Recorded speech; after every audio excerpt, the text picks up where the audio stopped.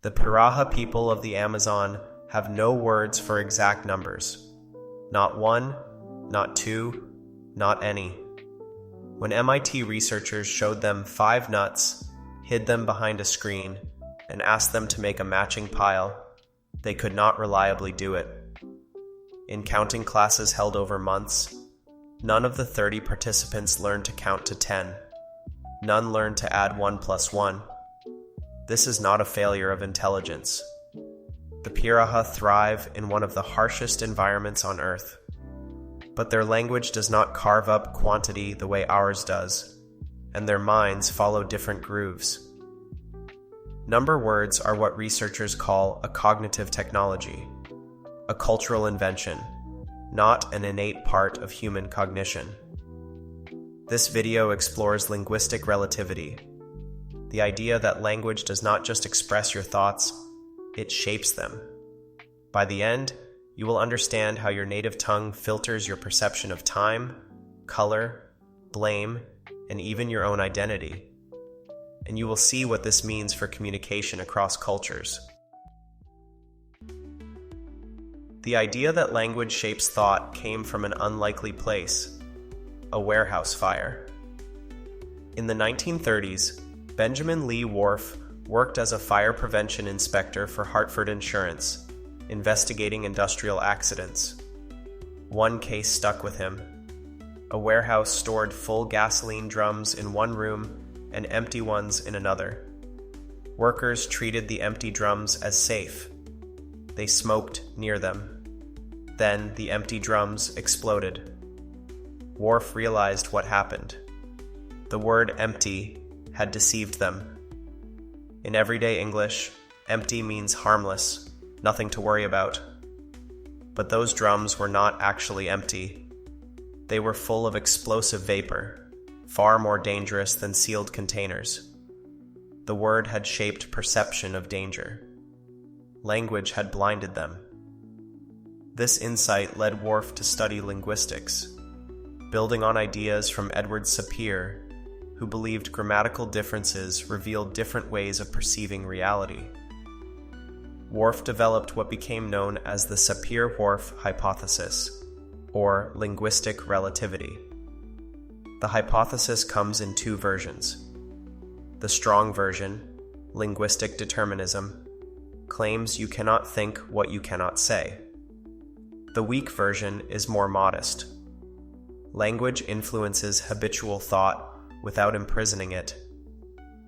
Your mother tongue makes certain distinctions automatic, while others require conscious work. The strong version fell out of favor quickly. Sapir himself rejected it as naive. People can learn concepts absent from their native language. Deaf individuals think without spoken language. But the weak version has gained mounting scientific support over 40 years. No serious scholar subscribes to strict determinism. The modern consensus treats language less like prison walls and more like highways. It does not prevent you from reaching any destination, but it makes certain paths so easy you travel them without thinking. If language builds mental highways, modern experiments have mapped exactly where those highways lead. Start with color. English has one word for blue. Light blue and dark blue are variations of the same color. Russian works differently. There is no single word for blue. Speakers must choose between goluboy for light blue and siny for dark blue. These are not shades in Russian. They are different colors entirely, as distinct as green and blue are in English. In 2007, cognitive scientist Lara Boroditsky tested what this means for perception. She showed English and Russian speakers color squares and asked them to match shades. When shades crossed the goluboy-siny boundary, Russian speakers identified matches faster. Their language had carved a perceptual boundary that English speakers had to work harder to see. The critical finding: When researchers gave Russian speakers a verbal task to occupy their language centers, the advantage disappeared. A spatial task had no effect. Language was actively shaping perception in real time. The researchers concluded that linguistic representations meddle in even surprisingly simple perceptual decisions. The Himba people of Namibia show the reverse effect. Their language has only 5 color categories compared to English's 11. They group green and blue under one term, buru. When shown 11 green tiles and 1 blue tile, it took them longer to spot the odd one out. But show them greens with one slightly different shade, a distinction their language marks clearly, and they spotted it faster than Western observers. Language carves perception at different joints. Now consider space. On Cape York in Australia lives the Cook Tayore community. Their language has no words for left or right. Speakers use cardinal directions for everything. You would not say the cup is to the left of the plate. You would say the cup is southeast of the plate. Even their greeting asks which way are you going. To speak Cook Tayore at all, you must always know which direction is which. And speakers do. They maintain absolute spatial orientation effortlessly, a skill requiring conscious effort for English speakers. Boroditsky tested something deeper. She asked participants to arrange photographs showing temporal sequences, a person aging, a crocodile growing. English speakers arrange time left to right. Hebrew speakers, who read right to left, reverse this. The Cook Tayore did neither. Facing south, they arranged time left to right. Facing north, right to left.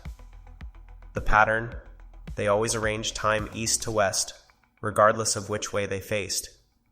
Time was tied to the landscape, not their bodies. The researchers never told participants which direction they faced. The Cook Tayore knew already, and spontaneously used this orientation to construct their representations of time. Now consider blame. When someone accidentally knocks a vase off a table, English forces you to say, "John broke the vase." You must name an agent. In Spanish, you would say, "Se rompió el jarrón." The vase broke itself. Japanese works similarly. Grammar allows events to simply happen. Stanford researcher Caitlin Fauci tested what this means for memory. She showed English, Spanish, and Japanese speakers videos of accidents, popping balloons, breaking eggs, spilling drinks. For intentional events, all groups remembered the agent equally. But for accidents, English speakers remembered who did it significantly better. English grammar forced them to encode the who, even when it should not have mattered. Fauci found real consequences. She studied perceptions of Janet Jackson's 2004 wardrobe malfunction. Participants read identical reports, except one said, "Timberlake ripped the costume," while another said the costume ripped. Those who read the agentive phrasing blamed Timberlake more and levied 53% higher fines. A single verb form changed punishment. As Fauci concluded, such differences have real consequences for how speakers understand events, construct causality, remember as eyewitnesses, and assign blame. If language shapes thought, learning a new language should change how you think. Research confirms it does. In a survey of over 1,000 multilinguals, 65% reported feeling like a different person in different languages. This is not just subjective impression. It shows up in controlled studies. Psychologist Nairon Ramirez Esparza tested Spanish-English bilinguals using personality assessments. The same people scored higher on extroversion and agreeableness when tested in Spanish versus English. Patterns matched personality data from monolingual populations in each country. Researchers call this cultural frame switching. Language activates different cultural frameworks, different ways of relating to others. Bilinguals describe this vividly. Their Spanish self feels warmer. Their English self feels more direct. Their Japanese self feels more polite. Core personality remains stable, but expression shifts with language. This reveals something deeper. Your native language installed mental defaults when your brain was most plastic. But those defaults are not destiny. They can be supplemented by new linguistic frameworks. Each language is a different lens on reality. Monolinguals see through one. Multilinguals can switch between several. The strong version of linguistic relativity, the prison interpretation, was wrong. Language does not trap you, but the highway interpretation is real. Your mother tongue built roads you travel without thinking. Learning new languages builds new roads, and the more roads you have, the more of reality you can reach.